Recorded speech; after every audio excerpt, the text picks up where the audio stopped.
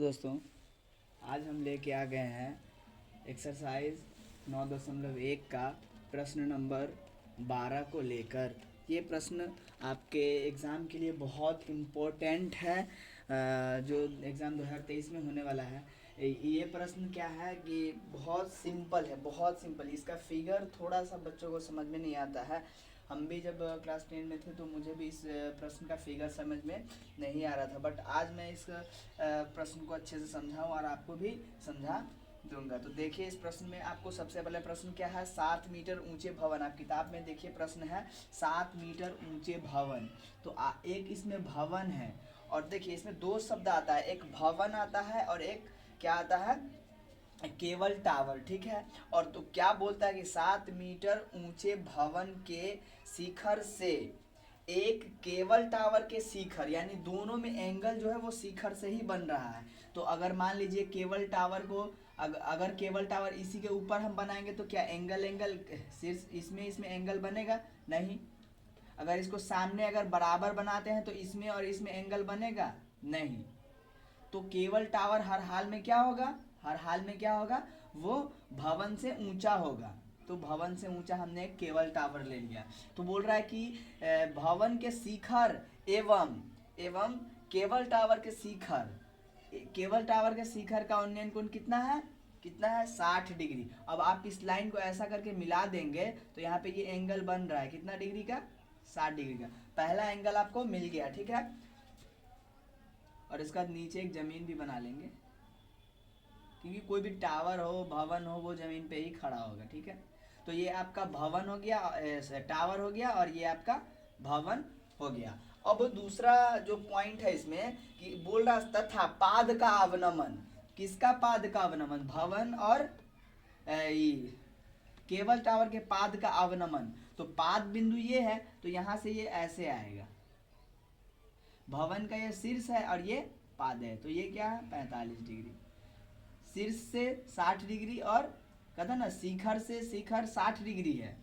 बोलता ना 7 मीटर ऊंचे भवन के शिखर से एक केबल टावर के शिखर का उन्नयन कोण 60 डिग्री है, और पाद का अवनमन कोण कितना है, 45 डिग्री। यानी जो इसका निचला कोण बन रहा है वो कितना है, आपका 45 डिग्री है। ये भुजा है इस भुजा के बराबर, और ये भुजा इस भुजा के बराबर है। ठीक है।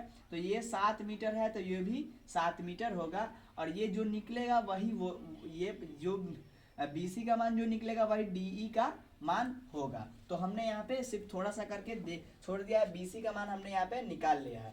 BC का मान निकालने के लिए सबसे पहले क्या लिखना है, 7 मीटर ऊंचे भवन के शिखर एवं टावर के शिखर का उन्नयन कोण 60 डिग्री है, तथा पाद का अवनमन कोण 45 डिग्री है। फिगर हर छात्र को समझ में आ गया होगा। अब हम लोग देखते हैं कि इसको सॉल्व किस तरह से करना है। आपको एक बार त्रिभुज किसका मान निकालना है, AE का मान निकालना है। हालांकि निकालना AB का मान है, तो AB का मान निकालने के लिए मुझे तो BE का मान पता है, क्योंकि DC क्या है, BE के बराबर है। तो ये भी 7 मीटर है। हमको निकालना क्या है, AE का मान। और एंगल कहाँ बन रहा है, D पे। तो त्रिभुज AED में एक बार चलना होगा, और एक बार मुझे निकालना है BC। क्यों?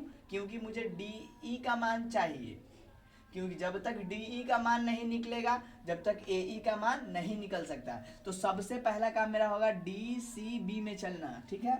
तो हम लोग चलेंगे त्रिभुज समकोण त्रिभुज DCB में।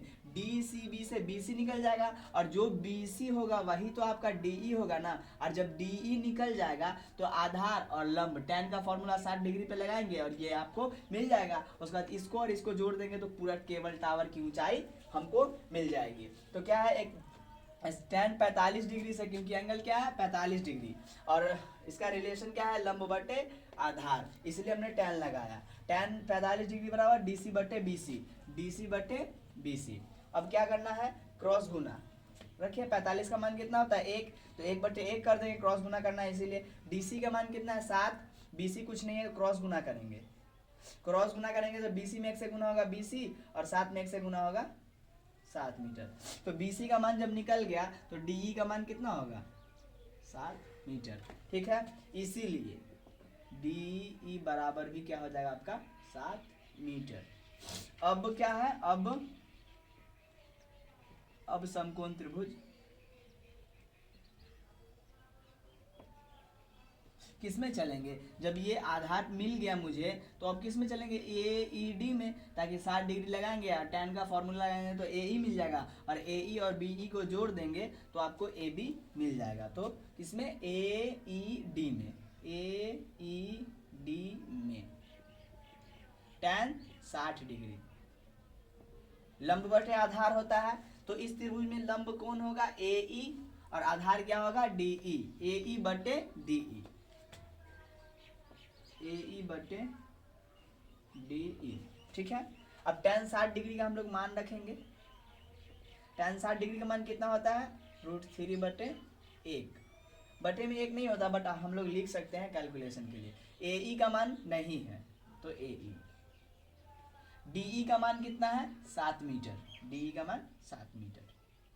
क्रॉस गुना करेंगे तो इसका इसके साथ गुना होगा, एक का ए ई के साथ, तो क्या होगा, ए ई बराबर 7√3,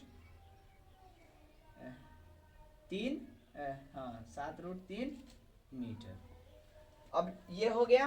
अब हम लोग को कुछ नहीं करना है, ए ई का मान निकल गया। अब संपूर्ण टावर की ऊंचाई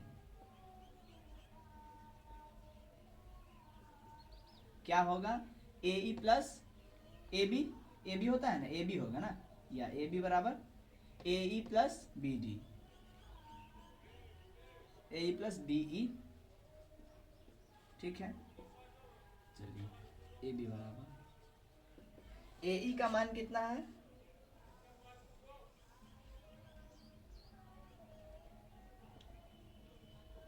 ए ई का मान आपको 7√3, तो लिखेंगे 7√3, प्लस है तो प्लस, और देखिए डी और सी, डी सी का मान आपके पास 7 मीटर है, तो ये भुजा के बराबर है, इसीलिए बी ई का मान भी आपको क्या मिल जाएगा, 7, क्या मिल जाएगा, 7 मीटर। तो इसमें हम जोड़ लेंगे 7 मीटर। बी ई, चूंकि बी ई बराबर डी सी, ठीक है, ये वाला कंडीशन इसमें हम डाल देंगे, ए बी बराबर। अब जोड़ लीजिए, इसमें क्या है 7, इसमें क्या है, मतलब दोनों में 7 है तो 7 कॉमन ले लेंगे, इसमें से 7 निकल गया तो कितना बचा, √3, प्लस था तो प्लस, इसमें से 7 निकल गया तो कुछ नहीं बचा, 1 लिख सकते हैं, ठीक है। तो इसका फाइनल आंसर मिल गया आपको, ए बी बराबर 7√3 प्लस 1 मीटर।